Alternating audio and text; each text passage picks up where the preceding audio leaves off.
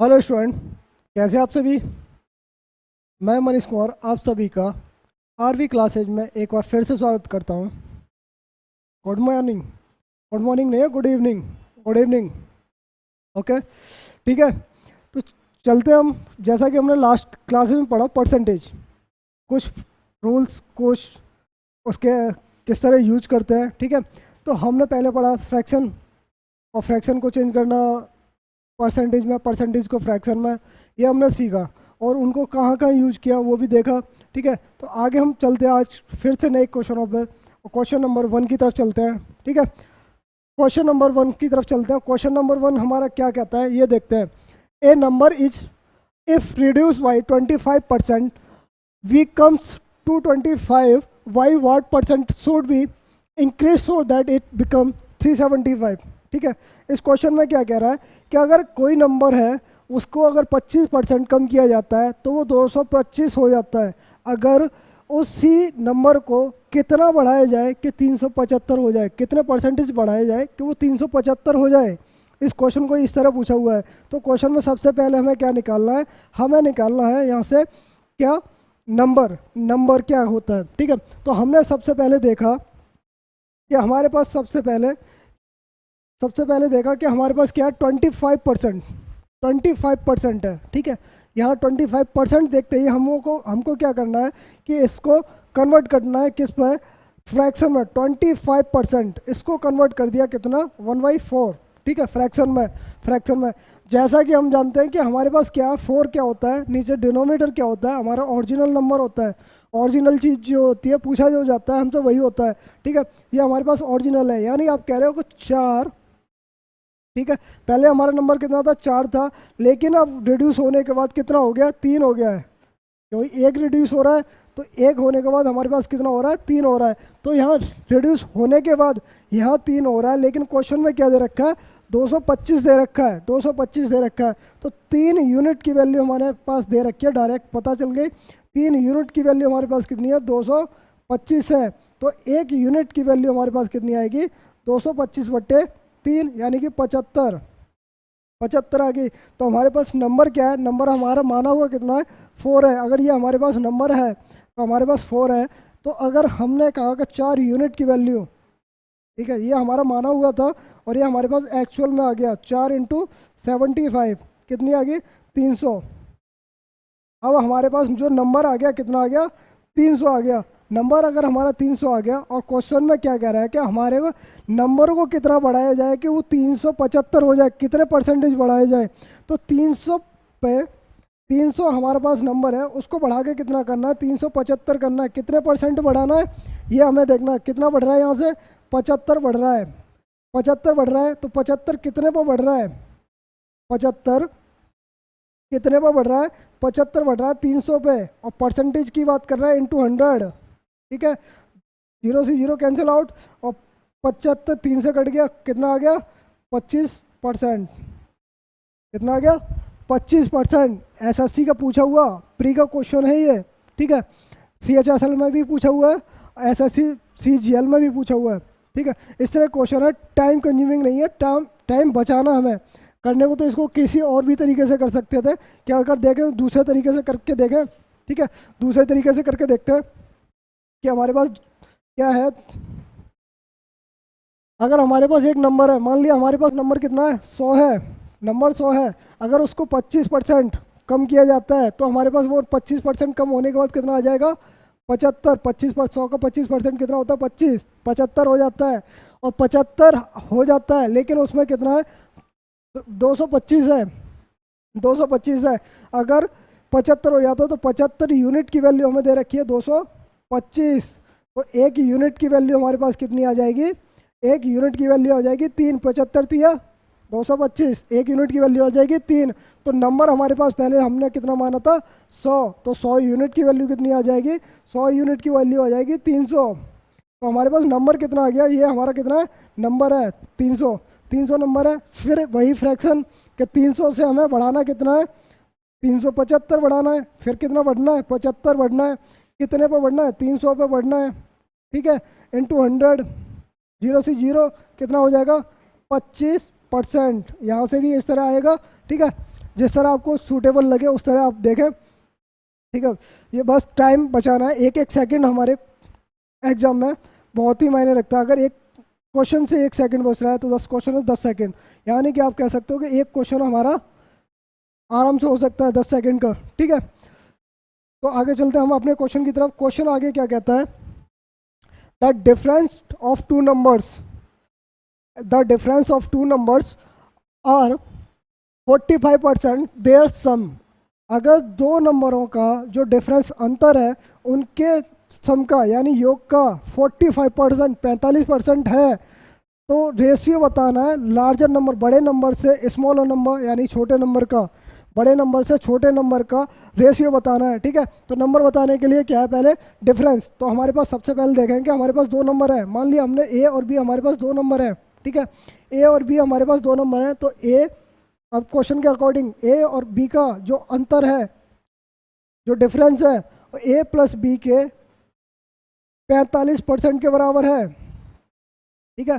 45% के बराबर है। तो 45% को हमने देखा, परसेंटेज देखते ही हमने क्या किया, फ्रैक्शन में बदल दिया, फ्रैक्शन में बदल दिया ए माइनस बी, ए प्लस बी, ठीक है। 45% को क्या किया, 9/20 हो गया, 9/20 हो गया, ठीक है। अब यहाँ से हमने क्या किया, क्रॉस मल्टीप्लिकेशन करेंगे, 20 का अगर इधर गुणा करेंगे बी ए माइनस बी, ठीक है। और यहाँ किया हमने 9 का ए प्लस बी से गुणा कर देंगे, तो हमारे पास क्या आ जाएगा, 20 a minus 20 b equal to 9 a plus 9 b, ये आ गया हमारे पास, ठीक है। तो अब क्या करा, हमारे पास इधर ए है और बी है, इधर लेफ्ट हैंड साइड पे ए और बी है, राइट हैंड साइड पर भी ए और बी है, तो क्यों ना हम ए को एक साइड और बी को एक साइड करते हैं। तो 20 a minus 9 a equal to 9 b equal to 20 b, ठीक है। तो हमारे पास आ गया क्या, 11 ए इक्वल टू कितना हो गया, 29 बी, ठीक है, 29 बी। तो ए और बी का रेशियो पूछा तो हमारे पास क्या है, जो अल्फ़ाबेट है उनको एक साइड लेके अगर आए, या इंटू में ही तो होता है, 11 इंटू ए और 29 इंटू बी, 11 गुणा ए और 29 गुणा बी है। तो हमने क्या किया, बी को इस साइड ले लिया और 11 को इस साइड पहुंचा दिया, तो हमारे पास कितना आ गया, 29/11। तो ये हमारा क्या होता है, रेशियो, रेशियो होता है ए और बी का रेशियो। ए और बी का रेशियो जो है वो कितना आ गया, 29/11, ठीक है। तो राइट आंसर हमारा क्या है, 29/11, ठीक है। आया ना समझ में, बहुत लेट हो, बहुत लेट हो सर, ठीक है। चलते हैं क्वेश्चन की तरफ आगे। क्वेश्चन आगे क्या कहता है हमारा, salary of a person is first increase by 20% and then the decrease by 20%, then the percentage of change his salary, ठीक है। एक बंदा है, उसकी पहले सैलरी 20% बढ़ा दी जाती है, बहुत खुश होता है। फिर नेक्स्ट मंथ क्या करते हैं, उसकी फिर 20% बढ़ी हुई सैलरी को फिर कम कर दिया जाता है। तो इफेक्ट क्या पड़ा उसकी सैलरी पर, लास्ट मंथ में उसकी सैलरी पर इफेक्ट क्या पड़ा, ठीक है। देखते हैं हम क्या पड़ता है। हमको इस क्वेश्चन को दो तरीके से कर सकते हैं, तीन तरीके से, सॉरी। मैंने एक फॉर्मूला बताया था लास्ट क्लास में, एक्स डिक्रीज हो रही है ना, X minus Y minus X into Y upon 100, ठीक है। इसको यूज़ करो डायरेक्टली। तो यहाँ क्या है, हमारे पास एक्स कितना 20 है, 20 माइनस वाई कितना 20 है, माइनस एक्स 20 इंटू 20 अपॉन 100। तो 20 से 20 कैंसिल आउट हो जाएगा, ठीक है। तो माइनस के 400 बटे 100, तो 100 से ये 4 बार कट गया, तो माइनस के 4, डिक्रीज हो रही है हमारी जो सैलरी है वो डिक्रीज हो रही है, ठीक है। तो पहली बार तो उसको बढ़ा के दे दिया कि 20% भाई तेरी सैलरी बढ़ गई, और नेक्स्ट मंथ में उसकी फिर 20% बढ़ी हुई सैलरी को कम कर दिया, तो उसे लॉस कितना हुआ, 4% का। नेक्स्ट मंथ में उसे 4% लॉस हो रहा है, यानी कि जहाँ से उसे 100 रुपये मिलने हो ना, पहले तो 100 रुपये मिलने, फिर दूसरा मंथ में 120 हो गए, फिर क्या किया, उसका 20% ऑन कम कर दिया, तो अब क्या हो गया, उसके 96 रुपये ही मिलने लगे, ठीक है। तो ऐसे ही क्वेश्चन को करने के लिए सिंपल सा, अगर मैंने मान कर लिया कि हमारे पास 100 रुपये हमें पर्सन को मिलते थे, 100 रुपये, 100 रुपये बढ़ने के बाद उसे 20% पहले इंक्रीज कर दिया, यानी उसको मिल गया कितना, 120 रुपये। फिर उसने क्या किया, 20% हमारे पास डिक्रीज हो गए, ये हमारी इंक्रीज हो रहा था और ये हमारा डिक्रीज हो गया। तो 120 का 20% कितना होता है? 24, 24 होता है। तो 12 दूनी 24, ठीक है, तो 24 होता है। तो हमारे पास कितनी आ गई? 96, 96। तो लास्ट मंथ में उसे कितना मिला था? 4 का, 4 का डिक्रीज हो रहा है, ठीक है, ये -4 हो रहा है। तो 4 हमारे पास डिक्रीज हो रहा है, कितने पर हो रहा है? 400, परसेंटेज की बात कर रहे हैं, इंटू 100, कितने परसेंट डिक्रीज हो रहा है? 4% का, ठीक है, 4% का। राइट आंसर यही है हमारे पास, राइट, ठीक है। आ रहा है ना समझ में? हाँ जी, हाँ, आ रहा है, आ रहा है, ठीक है। ओके, चलते हैं क्वेश्चन के आगे तरफ। क्वेश्चन क्या कहते हैं आगे, ठीक है, क्वेश्चन आगे क्या कहता है ये देखें। क्वेश्चन कह रहा है 70% of student in A class and 70% of A girls, ठीक है, किसी क्लास की 70% लड़कियां हैं और उन 70% लड़कियों की 70% लड़कियां सॉकर को फेवरेट गेम मानती हैं, ठीक है, अपना फेवरेट गेम मानती हैं, और जो कि नंबर्स में कितनी है? 98 है। तो उसमें टोटल ओवरऑल कितने स्टूडेंट हैं ये देखा हुआ है। तो हम यहाँ से देखते हैं कि हमने कहा कि हमारे पास क्लास में हमारे पास 100 बच्चे थे, 100 बच्चे थे, ठीक है। उसमें कहा कि 70% जो गर्ल्स थी, यानी 70% की 70% होंगी गर्ल्स, ठीक है, 100 की 70% 70, और 30% हमारे पास कितने बॉयज़ होंगे? 30% हमारे पास बॉयज होंगे, ठीक है। अब ये कह रहा है कि आगे कि 70 का भी 70% जो है 98 है, यानी अब यही क्वेश्चन में बोला है 98 है, क्योंकि उसने चूज जो किया है, जो लड़कियों ने चूज किया सॉकर गेम, वो 98 है। 98 लड़कियां हैं जिन्होंने चूज किया है। तो यहाँ से ये कहा कि 70 का 70% कितना होता है? 49, 49 होता है। 70 का 70% कितना होता है? 70% कितना होता है? कैसे लिख सकते हैं? 7/10, ठीक है, 70 का 10 से ये कह दिया 49 हो गया, 70 49, ठीक है, ये हो गया 49। तो 49 यूनिट की वैल्यू कितनी दे रखी है क्वेश्चन में? 98, 98 दे रखी है। तो एक यूनिट की वैल्यू देखेंगे तो हमारे पास कितनी आ गई? 2, एक यूनिट की वैल्यू आ गई 2। और तो हमने लेट कितना किया था? हमने क्या लेट किया था कि हमारे स्टूडेंट कितने हैं? 100 हैं। तो 100 यूनिट की वैल्यू कितनी आएगी? 100 यूनिट की वैल्यू हमारे पास 2 × 100, ओवरऑल कितनी आ गई? 200 आ गई हमारे पास। कितनी आ गई? 200 आ गए। स्टूडेंट कितने हमारे पास? 200 है, ठीक है। राइट आंसर हमारा क्या है? 200। बहुत ही ईजी मेथड है, अप्लाई करें। और इसके बाद ना ये मेथड जनसंख्या वाले क्वेश्चनों में और वोटर्स वाले क्वेश्चनों में बहुत ही यूज होने वाला है, ठीक है। चलते हैं क्वेश्चन की तरफ। क्वेश्चन क्या कहता है? The population of A village is 9000। एक पॉपुलेशन, जो गांव की पॉपुलेशन है वो कितनी है? 9000 है। If the annual birth rate is 12.5% and the annual death rate is 2.5%, the calculation the population of after 3 years, ठीक है। तो इस क्वेश्चन में क्या बोला है कि हमारे पास 9000 जनसंख्या गांव की, जिसमें से जन्म दर जो है 12.5% है और मृत्यु दर कितनी है? 2.5% है, 2.5% है। तो आप क्या करना है कि उसमें रेट देखते हैं, ठीक है। इस क्वेश्चन को भी 2 तरीके से करके दिखाता हूँ मैं। अब पहला क्वेश्चन किस तरह है? पहली तरह से देखते हैं कि हमारे पास एक CI क्वेश्चन देखा होगा। CI जो चक्रवृद्धि ब्याज होता है, उसका फॉर्मूला हमें पता होना चाहिए। क्या होता है हमारा? Amount equal to principal 1 + rate upon 100, ठीक है, इंटू टाइम ओवर ऑफ 10, ठीक है। तो ये क्या होता है? ये हमारा CI का क्वेश्चन है। इसी क्वेश्चन को करने के लिए सिंपल सा देखते हैं हमारे पास रेट क्या आ रहा है। रेट क्या आ रहा है?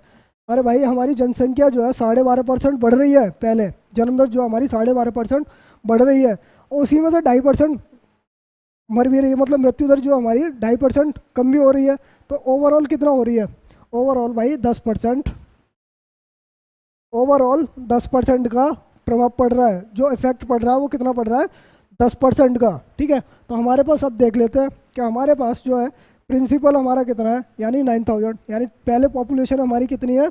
9000, 9000 है हमारे पास पहली पॉपुलेशन, प्लस और 10% को डायरेक्ट लिख सकते हो आप कितना? 1/10, 1/10 लिख सकते हो। तो यहाँ से देख लिया कि हमारे पास कितना R 1/10 हो जाएगा, और टाइम हमारे पास 3 साल के लिए दे रखा है। तो यहाँ आ जाएगा 9000 × 11 का क्यूब, यानी 31 1331/1000, 11 का क्यूब खोल दिया, ठीक है, 0 से 0 कैंसिल आउट हो जाएगा। 9 गुणा हमारे पास 9 गुणा 13 तो हमारे पास आएगा 9 1 9 9 27 2 और 27 2 29 2 11, ठीक है, 11,989, सॉरी 79, 11,979, ठीक है। तो हमारे पास राइट आंसर क्या आएगा? 11,989, ठीक है। ये हमारा राइट आंसर होगा। अब इसको इस तरह ना करके अब नॉर्मली एक तरीके से क्वेश्चन करते हैं इसको। ये तो हमारा फार्मूला बेस्ड क्वेश्चन था, फार्मूला बेस्ड क्वेश्चन था। अब हमने देखा कि हमारे पास जो इफेक्ट पड़ रहा था, जो हमारी पॉपुलेशन पर इफेक्ट पड़ रहा था, वो क्या पड़ रहा था कि हमारे 12.5% मृत्यु जन्म दर है और 2.5% मृत्यु दर है। यानी इफेक्ट जो जनसंख्या पर बढ़ रहा था ओवरऑल वो 10% बढ़ रही थी, जनसंख्या 10% हर साल बढ़ रही थी। यानी आप कह सकते हो 10% को आप क्या कर सकते हो कि पहले 1/10, ठीक है। तो पहले साल के लिए देखा, हमारे पहले साल के लिए अगर जनसंख्या, हमने डिनोमिनेटर देखते ही हमने देखा पॉपुलेशन को, क्या हमारे पास पॉपुलेशन स्टार्टिंग में ये थी, ठीक है, और हमारी वो बढ़ कितनी रही है? हर साल 1 बढ़ रही है। यानी कि 1 साल बाद उसकी कितनी हो रही होगी? 11, ठीक है। ऐसे ही सेकेंड वाल, फर्स्ट ईयर में ये हो रही होगी, सेकेंड ईयर में कितनी हो रही होगी? 10 से 11, और थर्ड ईयर में भी ये क्या हो रही होगी? 10 से 11 ये हो रही होगी, ठीक है। तो यहाँ से ओवरऑल देखा हमने कितना? 1000 इंटू करेंगे 3 साल में। हमारा अगर ओवरऑल देखते हैं कि 3 साल में हमारे पास जनसंख्या कितनी ओवरऑल? 1000, और 11 का क्यूब कितना होता है? 1331 हमारे पास 11 का क्यूब होता है, ठीक है। तो यहाँ से देखा कि हमारे पास जो 1000 जो पॉपुलेशन ऑलरेडी दे रखी है, ये प्रेजेंट टाइम की है, और आफ्टर ये 3 ईयर्स बाद है, ठीक है, ये 3 ईयर्स बाद है। तो हमारे पास प्रेजेंट टाइम में 1000 है, तो 1000 प्रेजेंट टाइम में हमारे पास कितनी है? 9000। तो आप देख सकते हो कि हमारे पास यहाँ देखा कि 1000 यूनिट की वैल्यू हमारे पास पहले से ऑलरेडी कितनी दे रखी है? 9000 दे रखी है। तो एक यूनिट की वैल्यू हमारे पास कितनी आएगी? 9 आएगी, 9 आएगी। और प्रेजेंट आफ्टर 3 साल बाद कितनी होगी भाई? 3 साल बाद 1331 हो रही है। तो एक यूनिट की वैल्यू अगर हमारे पास 9 है तो 1331 यूनिट की वैल्यू 1331 गुणा 9, तो हमारे पास कितनी आ जाएगी? 11,979, ठीक है। तो क्या है? 11,979। तो राइट आंसर हमारे पास क्या है? 11,979, ठीक है। तो ये मेथड अच्छा लगा, यह पहला वाला मेथड। वो फार्मूला बेस्ड क्वेश्चन था, फार्मूला अगर याद है तो पता है, और नहीं तो ये बेसिक है, नॉर्मली बेसिक है, जो हमने परसेंटेज में पढ़ा हुआ है उसी तरीके से करना है, ठीक है। चलते हैं अपने नेक्स्ट क्वेश्चन की तरफ। क्वेश्चन नेक्स्ट क्या था हमारे पास, ये देखते हैं कि the price of an article was increase 2 times successively, ठीक है, by 10% each time, what percent should be new price reduce so as restore the original price, ठीक है। अब क्वेश्चन में क्या है? एक प्राइस है जो है, किसी आर्टिकल का प्राइस जो है 2 बार जो है सक्सेसिव है, ठीक है, 10% हर साल हर बार बढ़ रहा है, 2 times हर बार बढ़ रहा है।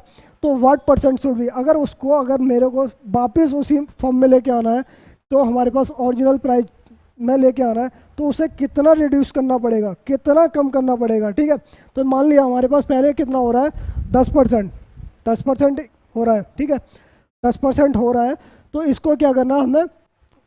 2 बार बढ़ रहा है, सक्सेसिव हो रहा है। यानी आपको पहले तरीके से करते हैं, पहला कैलकुलेट किया हमने, उसका प्राइस जो था 100 रुपये था, ठीक है।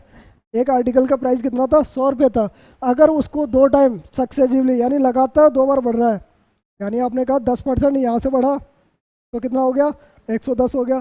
फिर 10% बढ़ा, ठीक है, 110 का 10% कितना होगा? 11, ठीक है, 11, यानी अब कितना हो गया? 121 हो गया।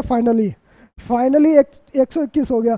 यानी अब कह रहा हूँ 121 होने के बाद 121 होने के बाद उसको दोबारा से 100 लेके आना, 100 बनाना है, तो कितना कम करना पड़ेगा? सर 21 कम करना पड़ेगा, 21 कम करना पड़ेगा।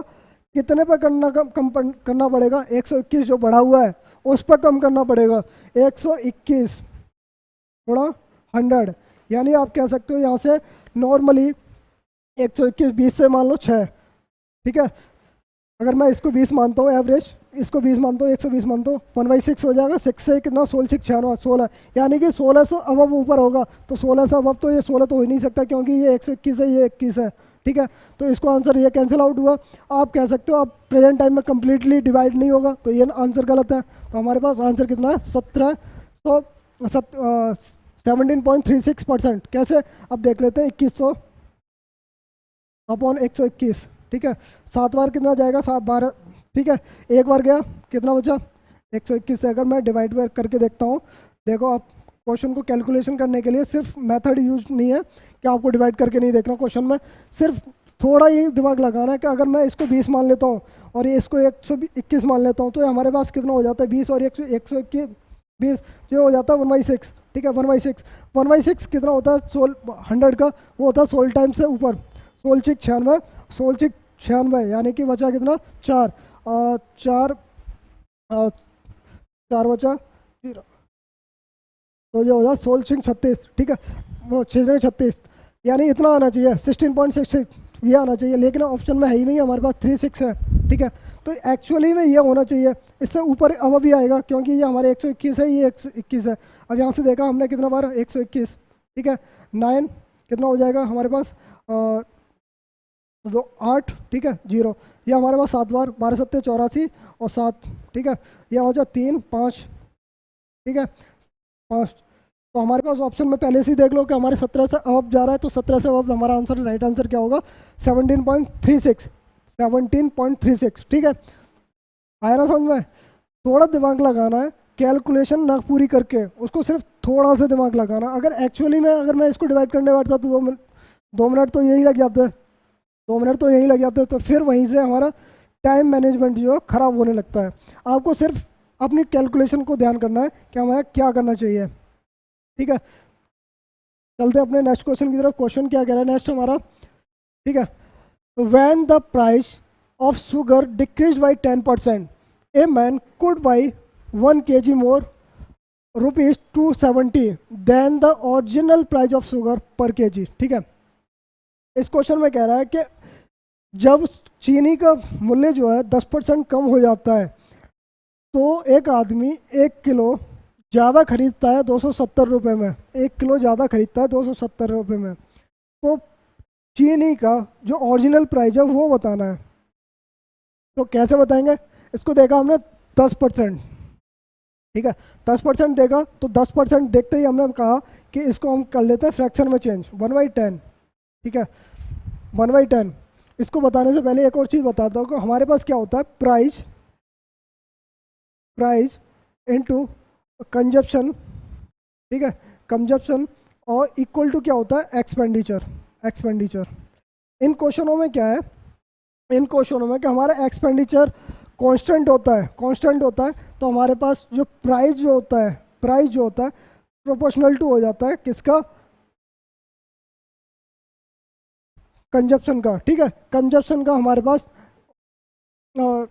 प्रोपोर्शनल टू हो जाता है प्राइस का। तो ऐसे ही प्राइस जो है वो उसका हो जाता है। तो ऐसे ही देखा हमने कि हमारे पास पहले से ऑलरेडी प्राइस कितना है 10 था, लेकिन डिक्रीज हो रहा है, डिक्रीज होने की बात कर रहा है तो 1, डिक्रीज होने की बात कर रहा है तो 1, यानी कि आप कह सकते हो कि पहले जो हमारा पास प्राइस था वो कितना था 10 था, लेकिन डिक्रीज होने के बाद कितना हो गया 9 हो गया, 1 कम हो रहा है, ठीक है 9 हो रहा है।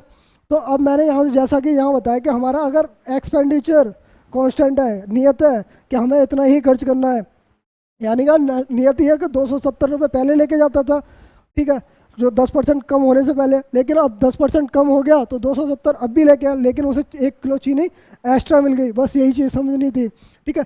एक्सपेंडिचर हमारा फिक्स है, तो हमारे पास जो प्राइस जो है कंजप्शन का उल्टा होता है, ठीक है, प्रोपोर्शनल टू होता है। तो हमारे पास क्या है, कंजप्शन जो हमारे पास कितनी आ गई 9 to 10, ठीक है। अगर मैं अब एक्सपेंडिचर देखूं तो मेरे पास अभी भी 90 रुपये खर्च कर रहा था, पहले भी 90 रुपये खर्च कर रहा था, ठीक है 90 रुपये, अभी भी 90 रुपये तब भी खर्च कर रहा था। लेकिन अब क्वेश्चन में क्या कह रहा है, 1 किलो ज़्यादा लेके आता है, तो इन पर डिफरेंस कितना है, कंजप्शन में कितना आ रहा है 1 यूनिट। तो 1 यूनिट की वैल्यू हमारे पास कितनी आ रही है 1 kg। कैसे आ रही है, क्यों हमें दे रखी है पहले से ऑलरेडी 1 kg ज़्यादा ले रहा है, और यहाँ हमारे पास 1 kg का डिफरेंस है, ठीक है। पहले 9 kg खाता था, अब 10 kg मिल रहा है, ठीक है। कंजप्शन जो है पहले 9 kg मिल रहा था, अब 10 kg मिल रहा है। तो पहले कितना लेके आता था, पहले का ओरिजिनल प्राइस पूछा हुआ है कि 270 रुपये लेके जाता था, और 9 kg लेके आता था, तो पर kg के हिसाब से कितना रुपए मिल गए? 30 रुपये। ठीक है, 30 रुपये मिल गए। आया ना समझ में? 30 रुपये मिल गए इस क्वेश्चन में। अब इस क्वेश्चन को एक और तरीके से कर सकते हैं कि हमें जो मिल रहा है कि अगर देखा कि हमारा जो डिफरेंस है वो किसकी वजह से आ रहा है, जो 1 किलो हमें जो एक्स्ट्रा मिल रहा है। इस क्वेश्चन को दूसरी तरीके से करते हैं कि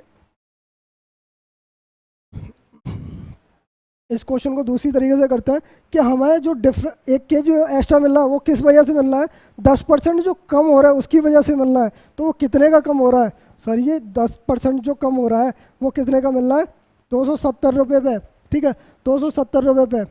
ठीक है, 270 रुपये कितने का? 10%। 270 का कितना मिल रहा है? 270 का जो मिल रहा है हमें 10% छूट पर मिल रहा है। तो आप यहाँ से देख सकते हो कि वो 90 वैल्यू, 100 से 10% छूट पर मिल रहा है, वो 90 की वैल्यू मिल रही है। ठीक है, ये 90 की वैल्यू मिल रही है। तो यहाँ से देखा हमने कि हमारे पास कितना आ गया? 90। तो 90 270 अपॉन 90 कितना हो गया? 3। 1 यूनिट की वैल्यू 3 आ गई। तो हमें कितना मिल रहा था? पहले प्राइस हमारा 10 था, तो अब कितना है? वही चीज़ है। यहाँ से अगर हम इसका भी रेशियो बनाते हैं, कि हमारे पास 10 का रेशियो 9 हो रहा है। तो पहले हमें कितना मिल रहा था? 10। अब कितना है? पहले मिल रहा था 9, अब मिल रहा 10। तो 9 से अगर मैं डिवाइड करूँगा तो मेरे पास कितना आ जाएगा? 30। ठीक है, इतना सिर्फ सोचना था। ठीक है ना? ओके, आया ना समझ में? Thank you.